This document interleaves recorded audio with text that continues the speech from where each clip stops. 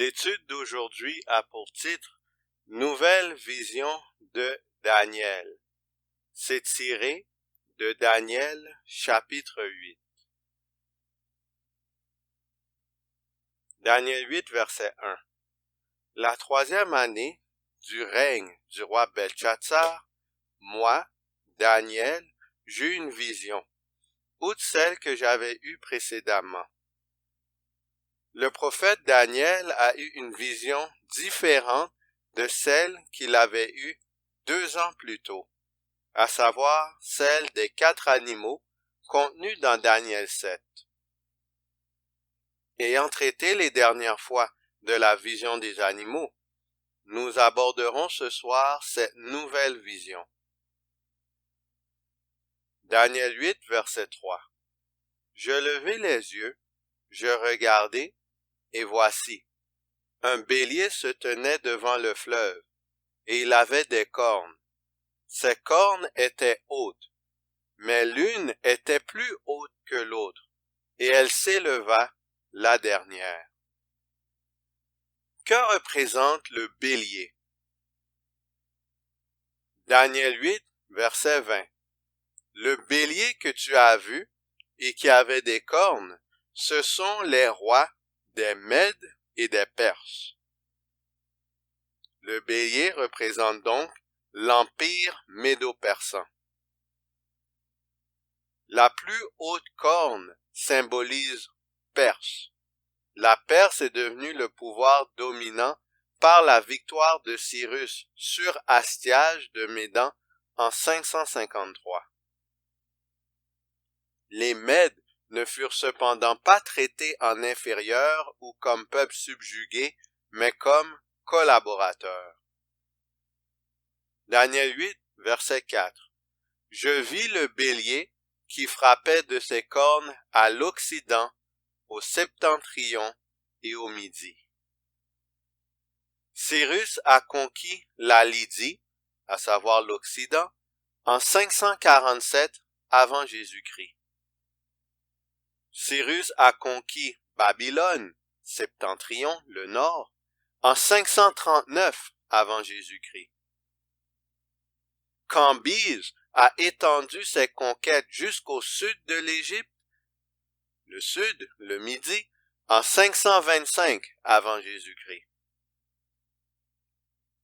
Citation.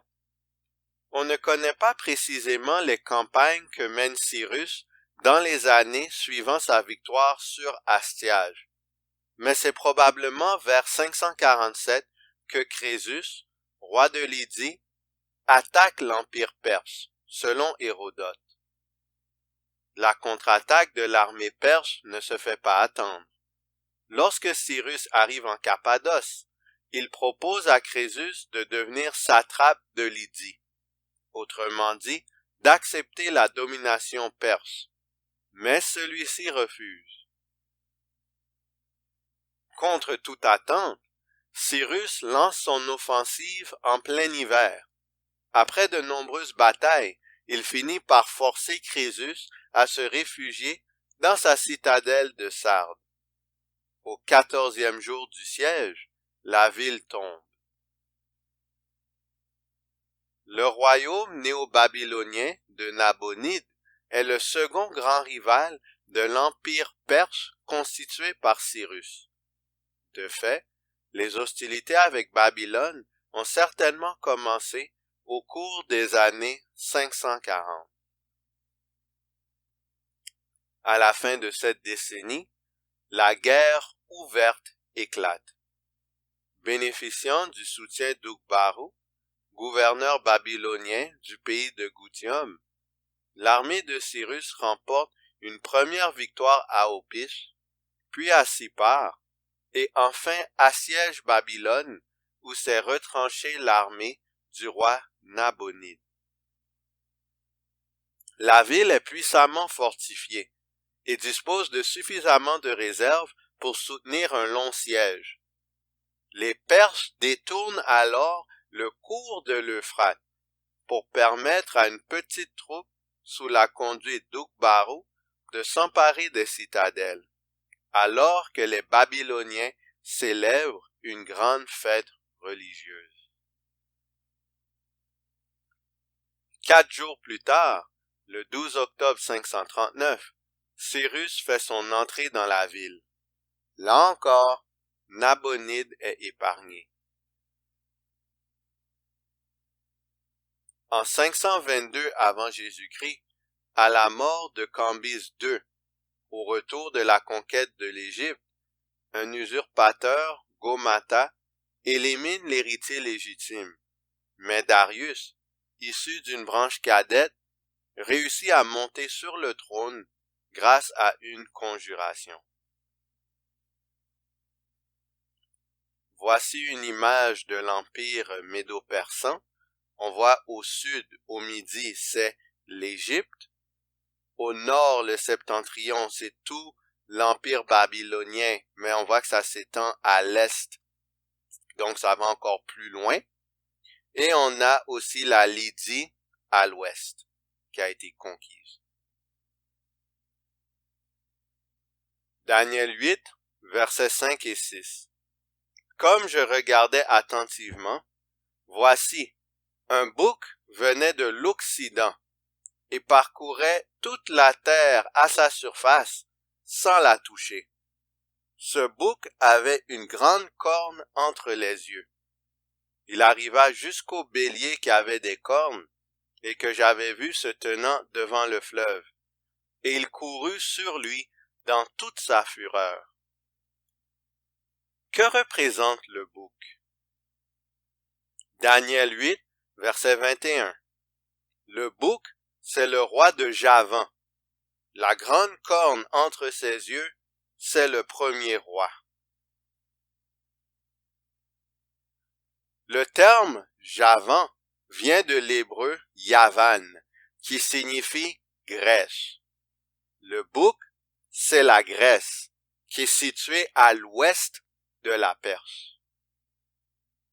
La grande corne représente ainsi Alexandre le Grand.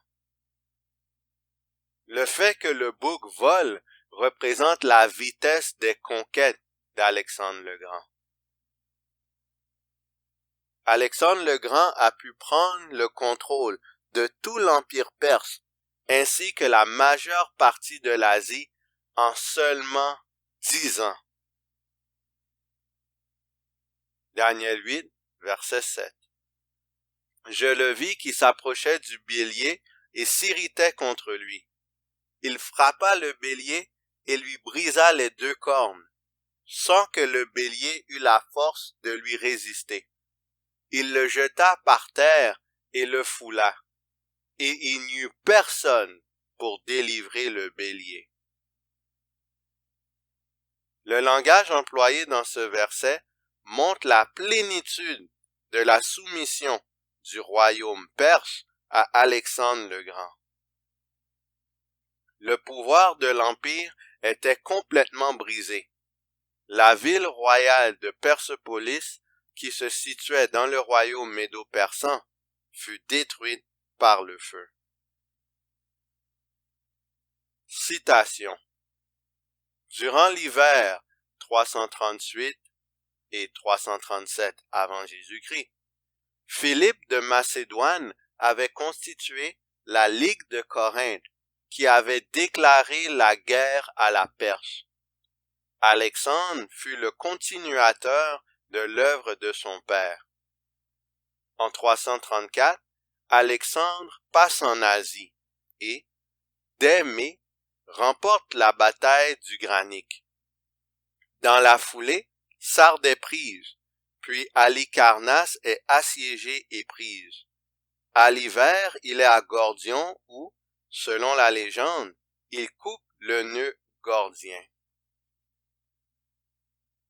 En 333, il vint Darius III à la bataille d'Issos. En 332, il conquiert la Phénicie et assiège Tyr. À l'automne, il entre en Égypte. En 331, il fonde Alexandrie d'Égypte. Le 1er octobre, il remporte la victoire de Gaugamélès pour ensuite entrer en vainqueur à Babylone et à Suse. En 330, la Médie et le pays des Parthes sont conquis. Courant juillet, Darius est assassiné. En 329, il traverse le Caucase indien et parvient en Bactriane.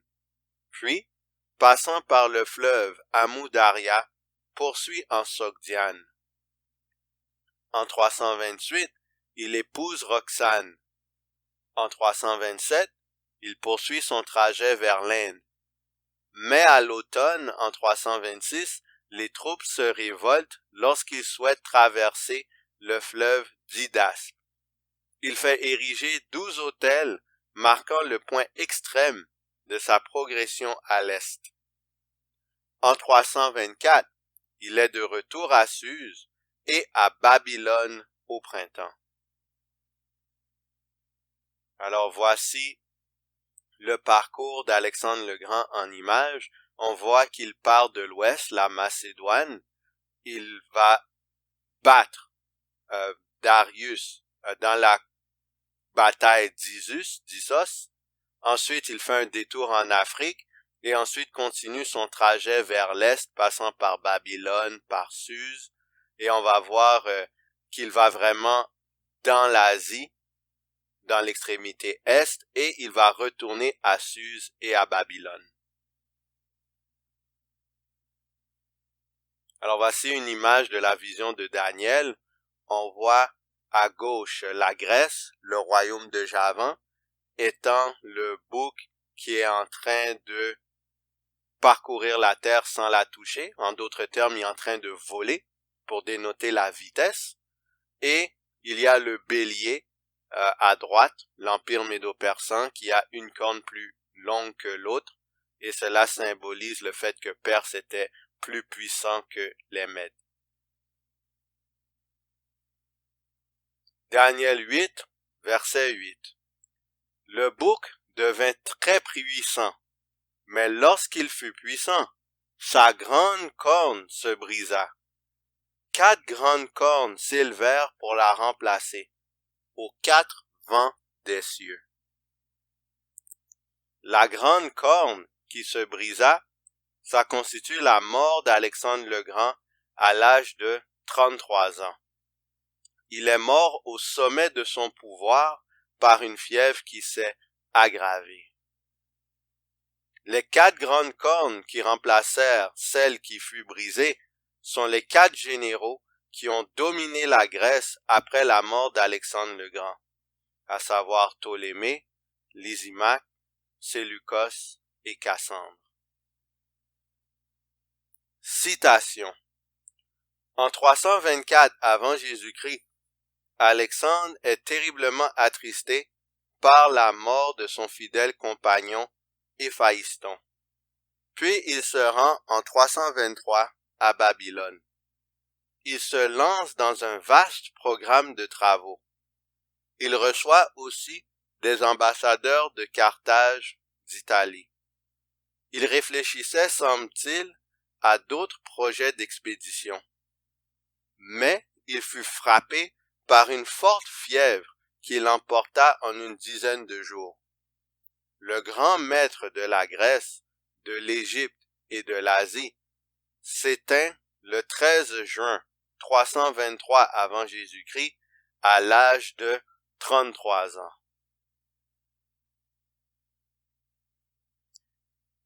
Autre citation. Les diadoques sont les généraux d'Alexandre qui se partagèrent sa succession. Antigone le Borgne, Ptolémée Lagos ou Sotère et Séleucos. Les différentes composantes de l'empire d'Alexandre, pour leur partie occidentale, ne seront plus réunies sous la même puissance pendant 2 siècles, jusqu'à l'Empire romain. Voici une image du royaume divisé d'Alexandre le Grand après sa mort. On voit que les 2 grandes parties sont au nord le royaume de Séleucos et au sud le royaume de Ptolémée. Daniel 8, verset 9. de l'une d'elles sortit une petite corne qui s'agrandit beaucoup. Nous venons de voir que le terme corne dans le livre de Daniel est employé pour représenter un roi. Aussi, le mot corne provient du terme hébreu keren, qui signifie puissance ou force.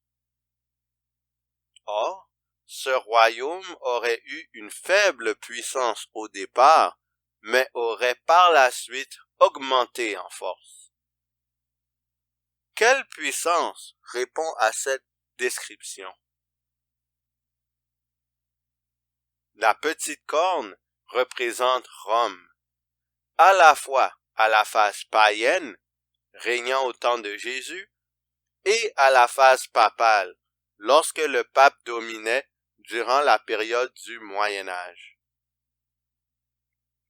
Toutes les deux ont eu de relativement faibles commencements, mais sont par la suite devenues de très grandes puissances mondiales. Daniel a vu la Rome païenne d'abord et s'était inquiété pour Israël et l'Église primitive. Ensuite, il a vu la Rome papale, continuant jusqu'à notre époque et dans le futur, et il s'est inquiété pour la véritable Église. Daniel 8, verset 9, qui s'agrandit beaucoup vers le midi, vers l'Orient et vers le plus beau des pays.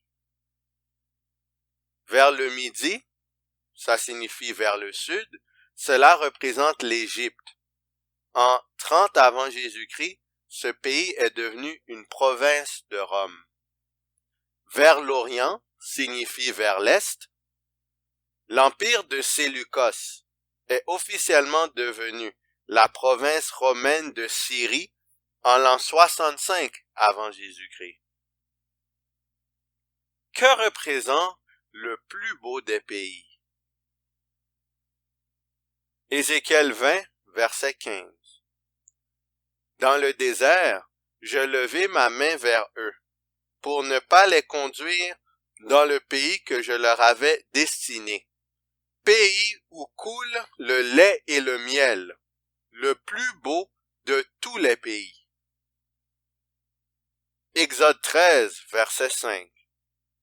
Quand l'Éternel t'aura fait entrer dans le pays des Cananéens, des Hétiens, des Amoréens, des Héviens et des Jébusiens, qu'il a juré à tes pères de te donner, pays où coule le lait et le miel, tu rendras ce culte à l'Éternel dans ce même mois. Le plus beau des pays est Israël, la Canaan terrestre. Celui-ci a été incorporé dans l'Empire romain en 63 avant Jésus-Christ. Citation. Le passage de Rome du niveau italique à l'échelon méditerranéen amène d'autres conséquences. Un esprit impérialiste naît progressivement. Il n'acquiert toute son ampleur que vers 200 avant Jésus-Christ. Jusque-là, Rome n'a pas été libre de refuser le combat. Il lui fallait vaincre ou périr. Ensuite, l'ambition et l'avidité l'emportent. L'aristocratie politique est la première intéressée. C'est un petit cercle de sénateurs qui décide de la guerre. Dès avant ces derniers événements, Rome a commencé à intervenir dans les pays grecs.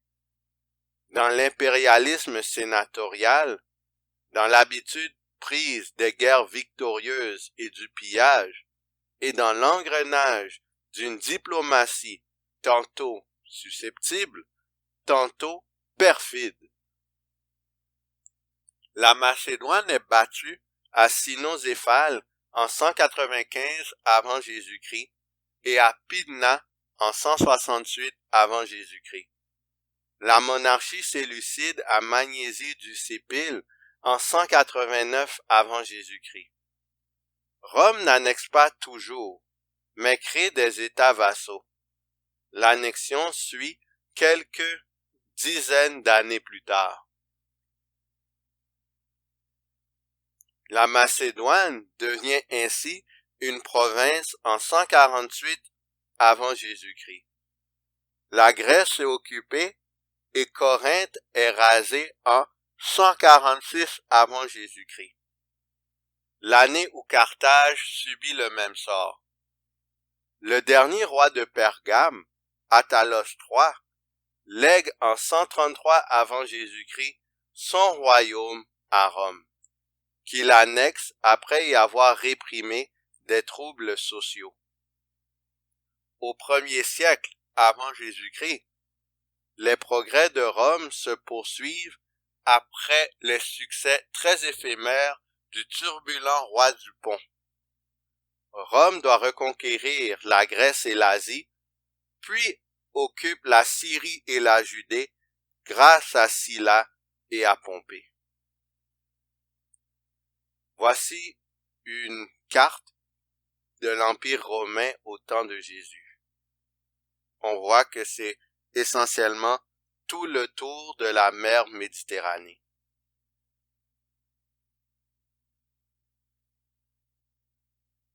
Daniel 8, verset 10. Elle s'éleva jusqu'à l'armée des cieux.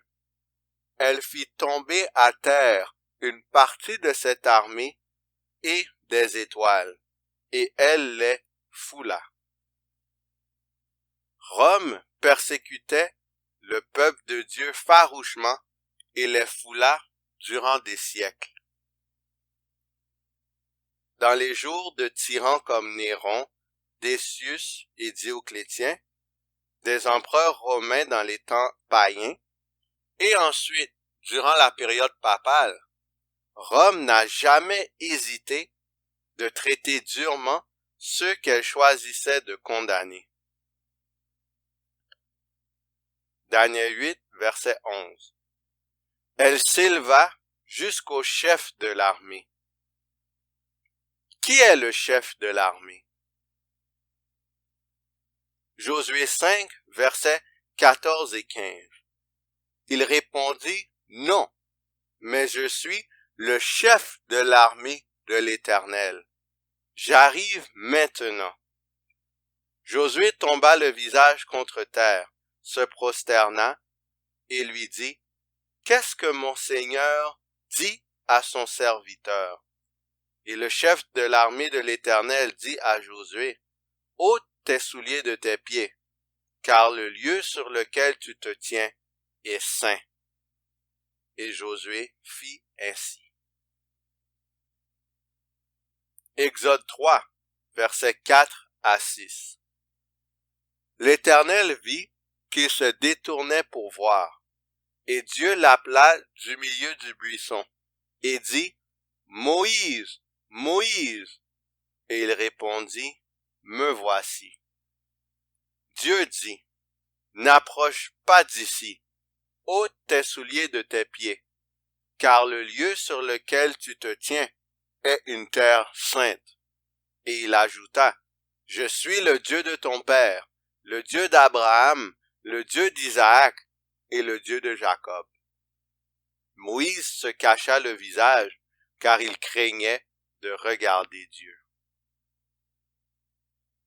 Josué s'est prosterné en signe d'adoration envers le chef de l'armée. Le chef de l'armée lui dit d'ôter ses souliers de ses pieds, car le lieu où se tient Josué est saint. Dieu avait donné exactement le même message à Moïse dans la vision du buisson ardent. Le chef de l'armée, c'est Dieu. Daniel 8, verset 11. Elle s'éleva jusqu'au chef de l'armée. Comment Rome, symbolisée par la petite corne, s'est-elle élevée contre Dieu lui-même? En faisant mourir Jésus sur la croix. Le chef de l'armée, c'est Jésus-Christ, qui a été crucifié par l'autorité romaine. Dans la vision de Daniel, nous sommes ainsi parvenus à la mort de Jésus. En fait, la mort du Christ constitue le centre de l'histoire de l'humanité. En subissant la mort éternelle qui était notre juste sort, Jésus nous accorde la vie éternelle, son juste sort. En ce sens, il est logique de clôturer la première partie de l'étude sur Daniel 8 avec la croix. La prochaine étude portera sur les autres actions de Rome, spécialement lors de la phase papale. D'ici là, qui allons-nous choisir? Choisissons-nous le royaume du chef de l'armée qui a donné sa vie pour nous afin que nous ayons part à la vie éternelle? Ou est-ce que nous choisirons le royaume de la petite corne et la honte, l'opprobre, la destruction éternelle?